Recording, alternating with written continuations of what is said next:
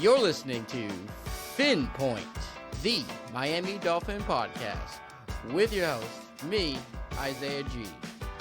It's happening. Grier, as of 30 minutes ago, has been let go from the Miami Dolphins organization. Him and Stephen Ross have split ways, and it's a beautiful day to be a Miami fan. I mean, to be honest, I don't know. To be honest, it's where do we go from here? Okay.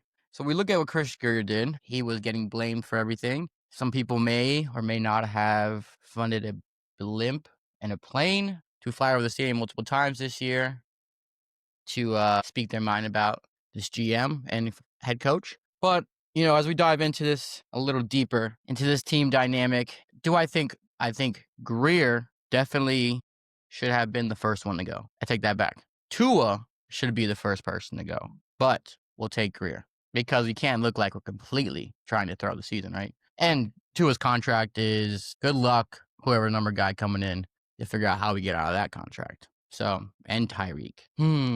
But, Chris Grier gone. What does that mean?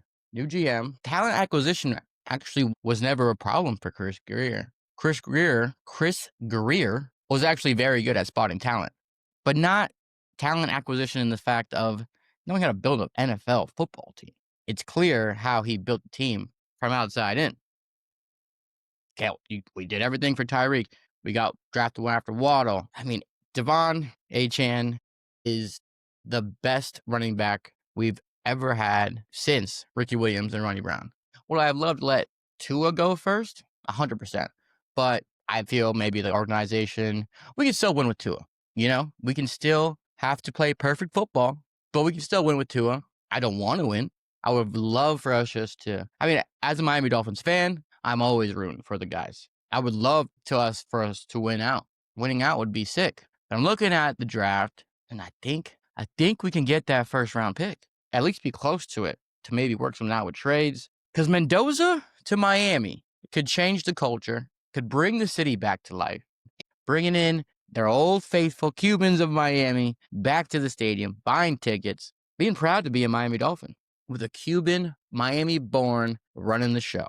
If we're going to not have the number one pick, which it doesn't seem like we're going to be in the running if we start putting things together. I mean, let's see the schedule. So our upcoming schedule is against the Bills, Commanders, and Saints, all at home. Bills, no shot, right? Commanders, Jaden Daniels coming back. I think Terry's out right now, but he'll probably be back. They're probably going to kick our butt.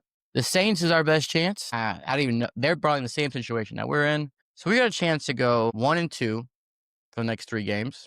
And at that point, you got to be thinking rebuild. I mean, they're grown men. They're going to come out and play football every Sunday, every Thursday, and every Monday. So it's going to be hard not to deliberately be like, yeah, we're tanking. But Mendoza's on the page, or Mendoza's on the board. We're taking Mendoza. McDaniels, I don't know if it's possible to set aside egos and set aside, just the way it looks, the way it feels, to step down from the head coaching position and just take a job up top.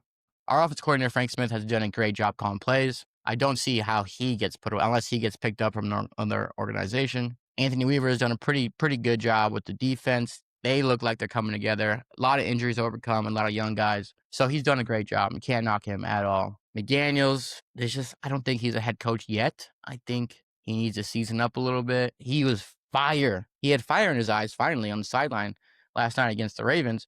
But a little too late there, bud. Where was that last year? Where was that every game after the Tua? Tua's probably driving up a wall. And we have some clips of this Tua press conference, post-game conference, which he's got to stop doing. He just got to get off the team. I'll show it. Here, look. I would say with the Ravens fans, it maybe got a little muffled with my cadence and the crowd noise. So, we kind of talked about that on the sideline after and got that correct. Listen, and heart to heart, basically blaming the fans. I don't know. If we're clearing house, and we got to figure out a way to get rid of Tua.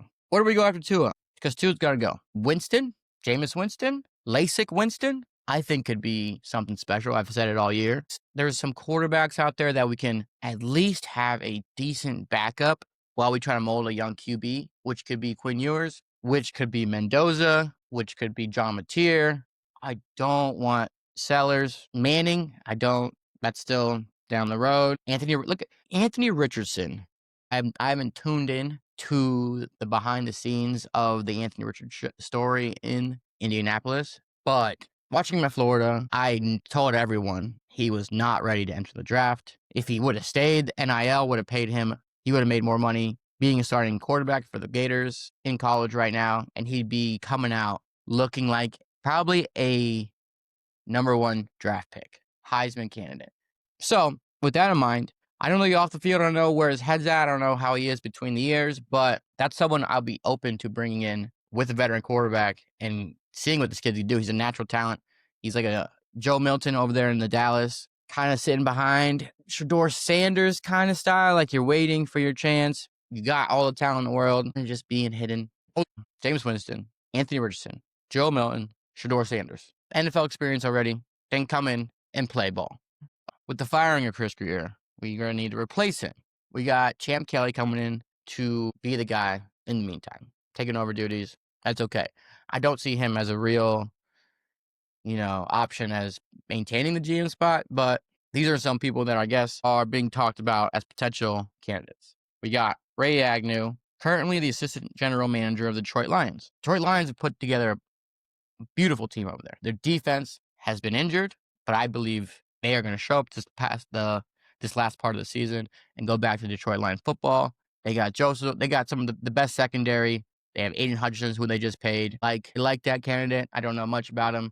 This is just off the fly after hearing the news of Chris Grier. They got Alec Hellaby, the assistant general manager of the Philadelphia Eagles, known for his analytics forward approach.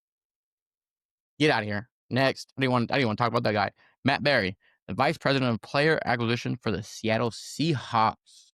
Have you seen the Seattle Seahawks this year? They might win a Super Bowl.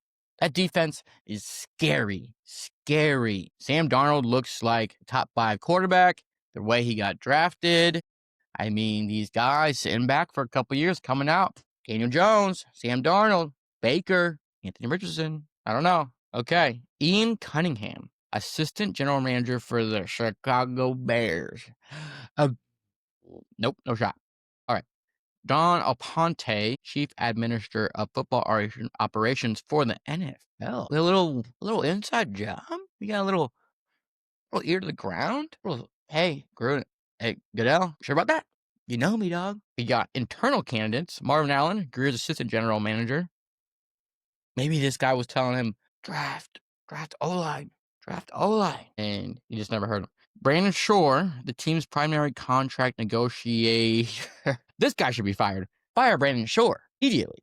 Grier gone, Brandon Shore gone. Never seen you, never met you, but you're in charge of these contracts? Bye. Trey Brown, hate the name, a scout who has worked for the Eagles and Bengals. I mean, that does not say much. Whack. But I mean, no talent.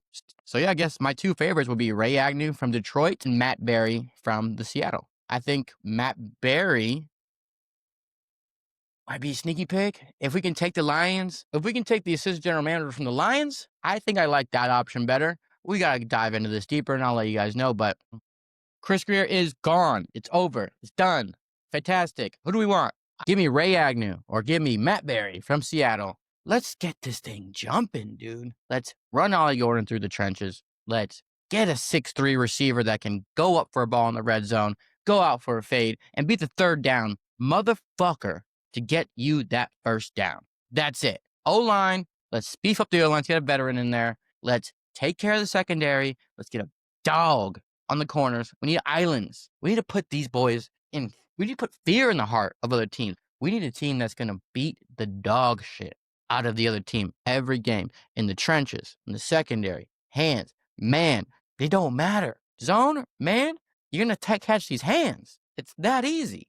We need to run the ball down people's throats, especially when we have Tua. Hopefully he's gone, but hopefully the new GM comes in and listens to everybody, what everybody's been talking about for the past 5 years. Even the worst fans and the best fans are coming together and out with Tua, out with Tua, out with Tua. If you like what you heard or you just want to argue with me, please like, follow, subscribe, leave comment beneath, and I will 100% get back to you. Like and subscribe.